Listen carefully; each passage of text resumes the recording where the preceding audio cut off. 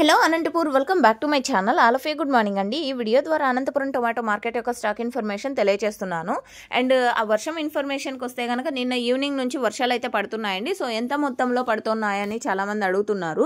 So పెద్ద వర్షం అయితే నిన్న పడిన వర్షం అయితే పెద్దదేనండి, బట్ కావాల్సిన చోట పడడం లేదు అండ్ అవసరం లేని చోట పడుతుంది. సో ఈ విధంగా అంటే మనుషులు ఉన్న చోట పడుతుంది అండ్ పొలాల్లో అయితే పడలేదు నాకు తెలిసినంతలో, నాకు తెలిసిన ఇన్ఫర్మేషన్ ప్రకారం. అండ్ ఒక్కొక్క విలేజ్లో పడి ఉండొచ్చు.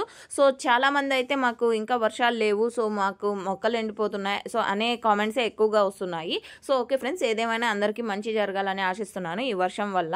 అండ్ ఓకే, ఇక ఈరోజు అనంతపురం టోటల్ టమాటా స్టాక్ వచ్చేసి total tomato stock 1,46,000 plus boxes వచ్చిందండి. 1,46,000 ప్లస్ బాక్సెస్ వచ్చింది.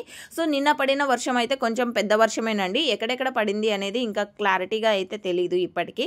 అండ్ కొన్ని మండలాల్లో మాత్రమే పడుతుంది. కుందుర్పి మండలం అండ్ సెట్టూరు మండలం, కళ్యాణదుర్గం ఏరియాలో అయితే వర్షం పడింది. అండ్ ఇదండి ఇన్ఫర్మేషన్. అండ్ నెక్స్ట్ వీడియో ద్వారా ప్రైజెస్ ఇన్ఫర్మేషన్ కూడా తెలియజేస్తాను, ఎందుకంటే ఇంకా ఆక్షన్ అనేది జరగలేదు కాబట్టి.